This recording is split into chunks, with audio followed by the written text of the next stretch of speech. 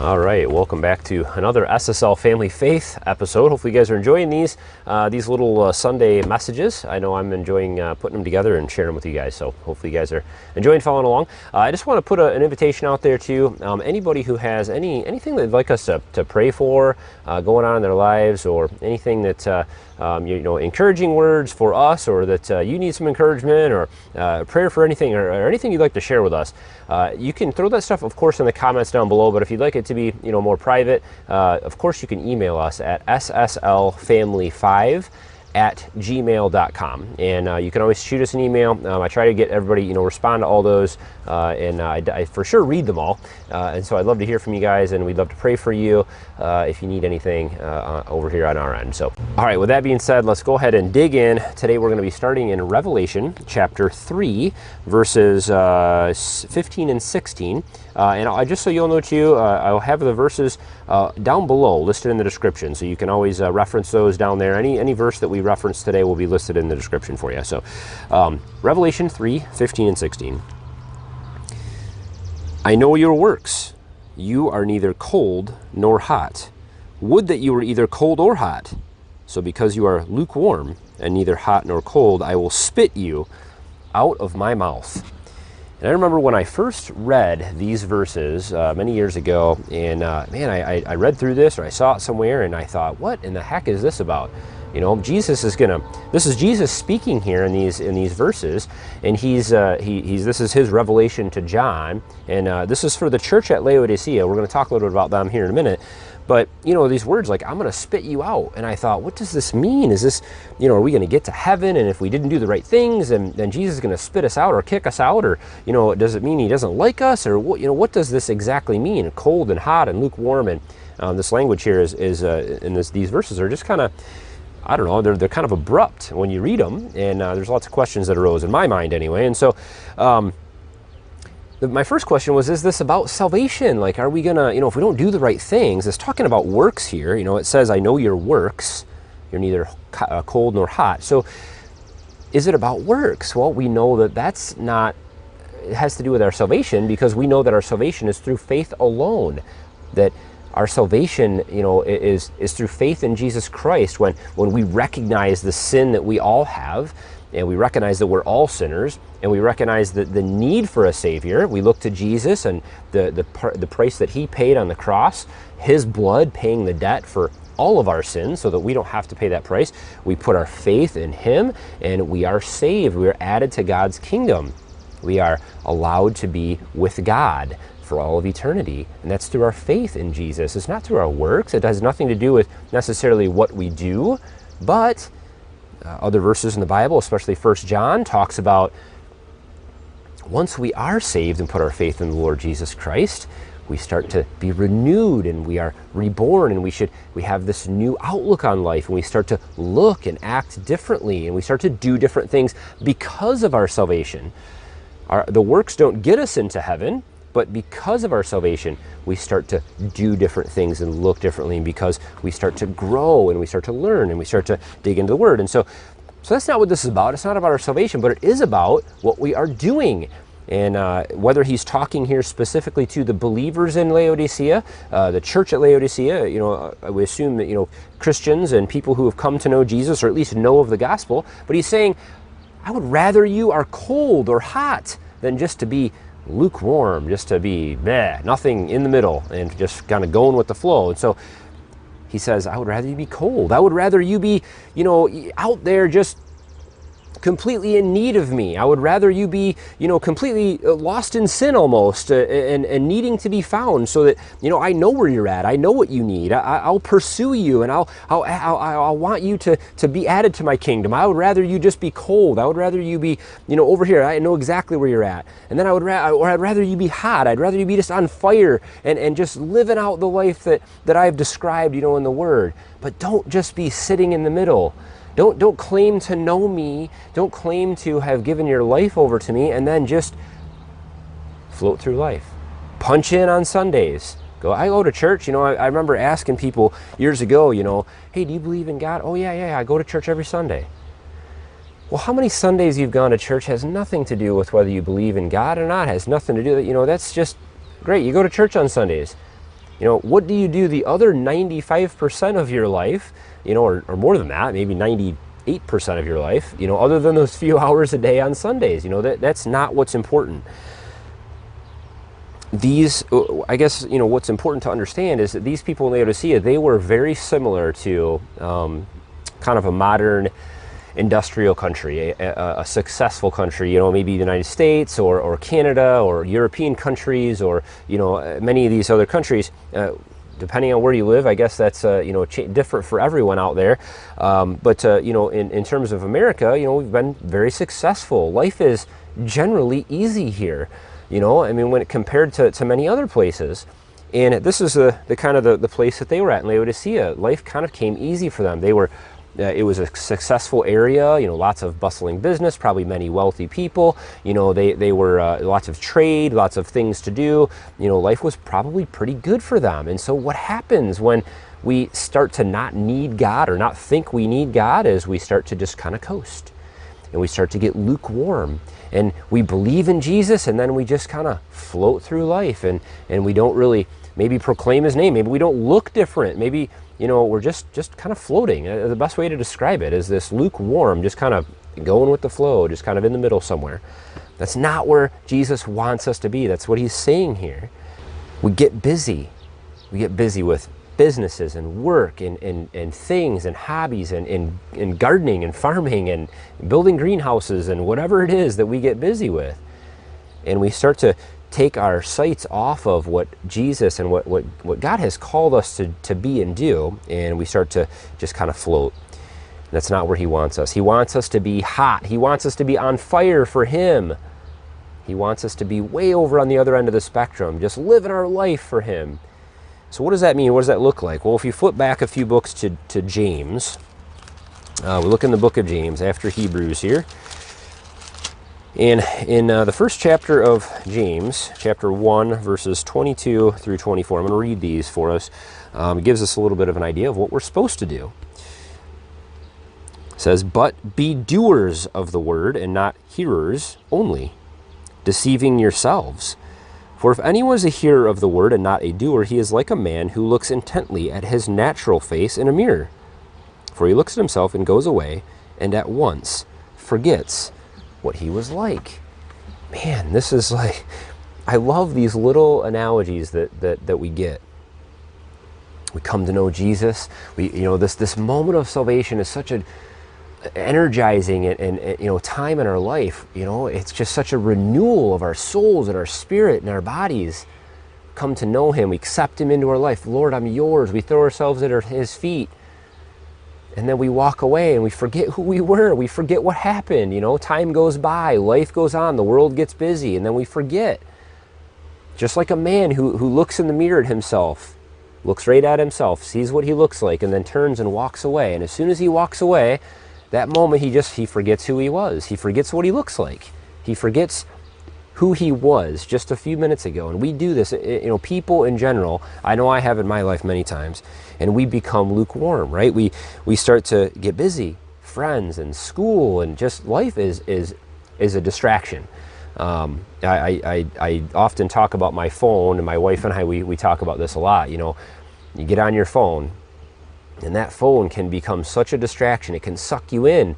My wife will say, "Hey, check this email or do this thing," and I'll look on my phone to do one task, and it doesn't take long before I completely forget what I was supposed to be doing, and I'm off, oh, check this, all these notifications things. Life is just the same. We get distracted. We forget what we're supposed to be doing. The work that God has called us to do is not about Sundays. It's not about maybe you go to Bible studies or youth groups or a fellowship with one another through church events or other things. That is our training ground.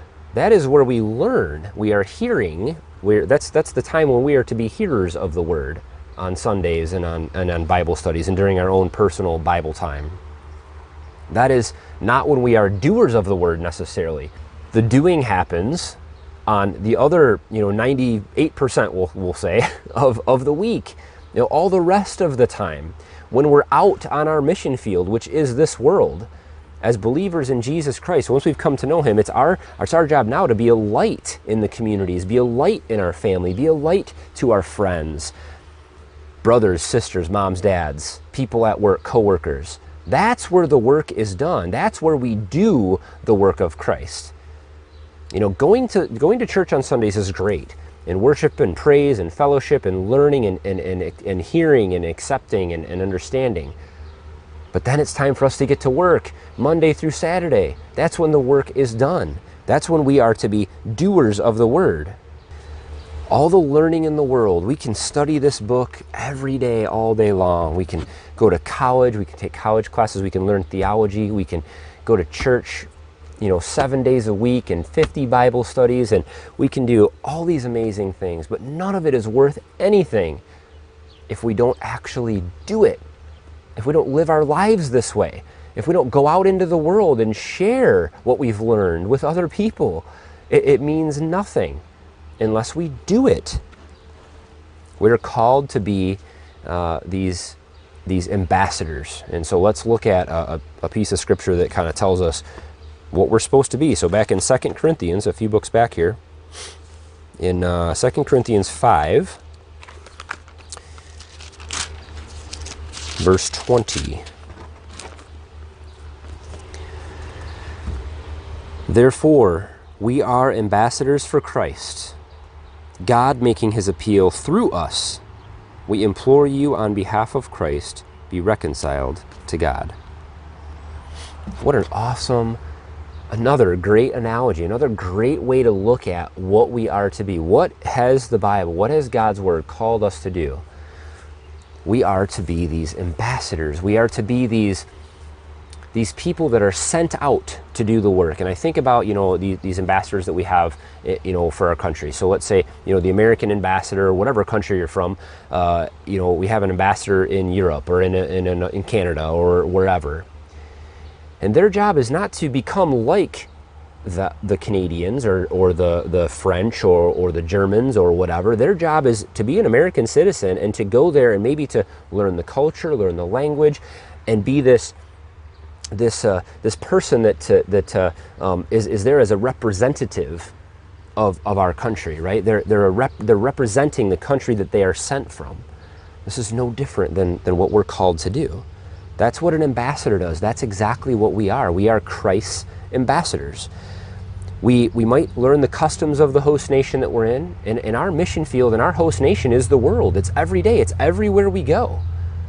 We might go to work with lots of people that may not know Jesus and may not understand what God has done for us. We may have family and friends that we're around every single day. We are to be ambassadors of Christ. We may be with them, but the world says that we're not of this world anymore. We are no longer citizens of this world.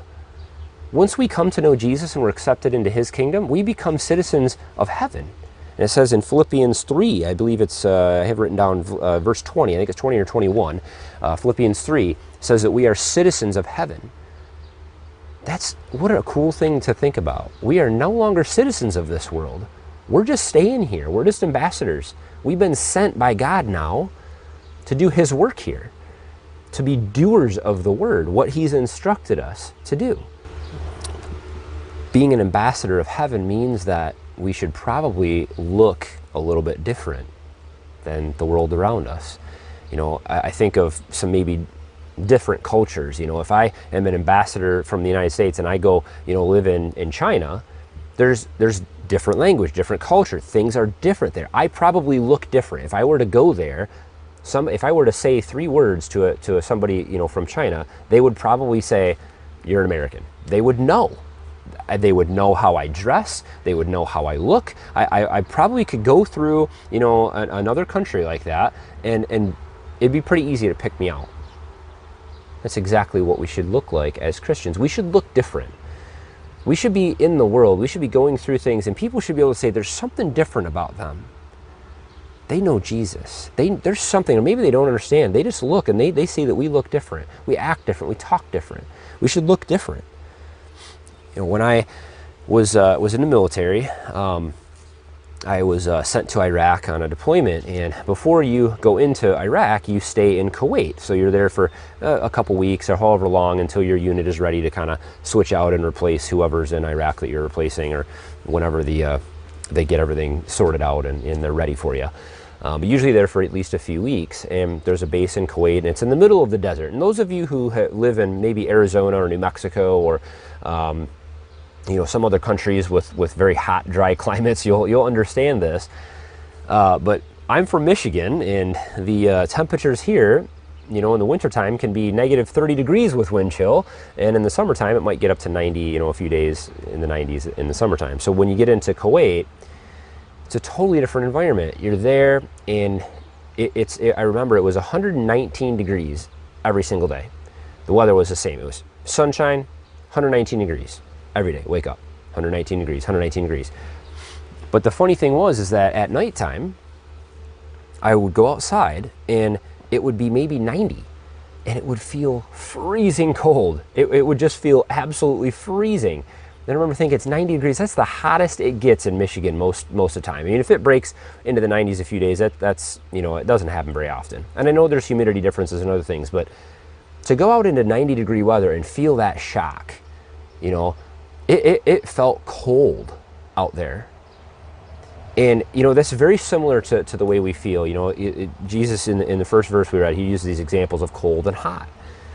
When you're hot, when you're on fire for Jesus, when you've accepted him into your life and you start to live out his works and his word and live out the life that he has called you to live, and you go out into the world, it feels cold out there. It feels different out there. Not only do we start to look different, but the world starts to feel different to us. And all of a sudden, things that didn't really bother us before, they start to kind of sting our ears. Certain language and certain things, and all of a sudden, the world seems different to us. It's a good kind of judge if the world doesn't seem different. Maybe we need to do some reflection. If we're out there just being lukewarm, just right in the mix with everybody else, nothing feels different, nothing feels, out of place. The world is a broken place, and it should feel different. And it should start to feel different. As we start to grow and learn and become one of the soldiers of Christ and ambassadors of Christ, the world starts to look very different. So there's a great example of this in the book of Daniel. So in the book of Daniel, I'll give you kind of I'm pulling this from Daniel 3, but we're not going to read a particular verse. The whole chapter kind of is a story of these guys, and I want to use them as an example. So I'm going to summarize. But in Daniel 3, there's these guys, Shadrach, Meshach, and Abednego. And they have been, basically at this point, King Nebuchadnezzar has conquered Israel and conquered Jerusalem, and he's taken many of the Jews and he's taken them to Babylon to live in his kingdom amongst his people. And these guys, Shadrach, Meshach, and Abednego, they were Jewish. They were followers of God. And what he comes up with this idea that he's going to make this huge statue. And when the music plays every day, he's going to play this music. He gathers everyone together, and he says, when the music plays, everyone needs to bow down and worship this thing. And of course, we know that they're not going to follow this. Thou shalt worship no other gods before me. Right? They're not going to do this. And so he calls them, because the music playing, I picture this like, it says all these different instruments start to play, and everybody just bows down and they're worshiping this statue or whatever. And these three guys, Shadrach, Meshach, and Abednego, they're just standing there. They stand out. Everybody's bowed down all around them. It says all the magistrates and all the, the higher ups and all the people, whatever, the common folk, and all the way up to the, the king's closest servants and everything. Everybody had to bow down. But these guys just stood there. They weren't going to do it. And they immediately looked different. They immediately looked different because they were standing up for what they believed in. And that's exactly how we look.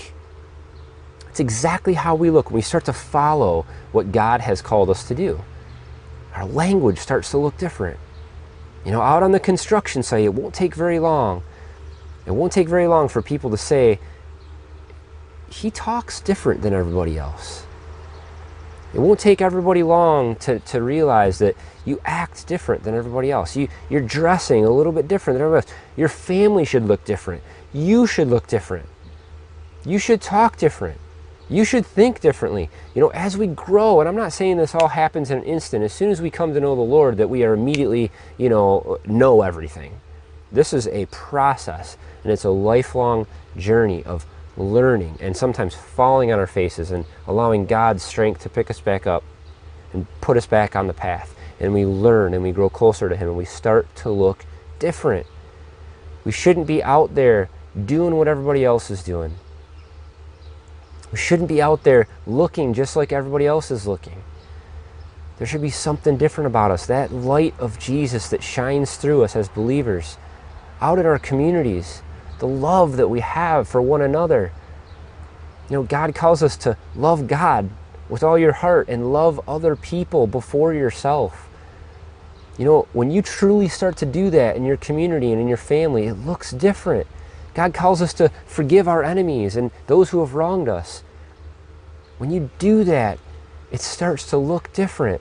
God tells us not to seek revenge on one another. The wrath of God is up to Him. And when you refrain from retaliating against somebody who has wronged you, it starts to look different. We start to look different. That's what God has called us to do. Be a true ambassador of Christ in our life. We should start to look different in every way. Our lives should start to look different. It's a process. It takes time. And this is what it means to be hot, as Jesus called it, to be on fire for Christ. We should not be lukewarm. We have to remember that Sundays are not just the day that we do the church thing and go there and punch our card and then check out for the rest of the week. The rest of the week is where the work is done. That's where we get the opportunity to share the love of Christ with somebody, to pray for somebody, to care for somebody. People at work, people in your family. If you're a parent, maybe it's your children. Sometimes our mission field is our own children. Sometimes our mission field, younger guys out there, sometimes our mission fields are brothers and sisters, family members, maybe our parents. Sometimes our mission field is our neighbors. Maybe it's the people on the sports team. Maybe it's your people on your football team. Maybe it's the people in your band. Maybe it's the people at school. Maybe it's the people at church. Our mission field is not, and the work that we need to do is not just done on Sundays. It's done every day. And it's how we live our lives. And it's how we are doers of the Word. And so as we go about our week, this week and next week, I want you to remember that. It's not about just learning. It's not about just reading. It's not about just listening to the sermons. It's about taking this and being doers of the Word.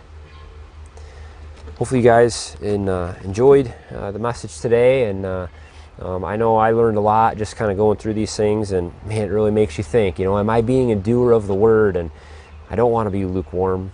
That's the last thing I want to do. I want Christ to look down on what we're doing and what I'm doing and just have a smile on His face. I don't want Him to want to spit me out. That's for sure. So, but hopefully you guys enjoyed the message today. And as I said earlier, if you have questions about anything, if you have a prayer request, if there's anything we can do for you, please let us know in the comments or an email. I'd love to hear from you either way. So as always, guys, thanks for watching. Have a good one.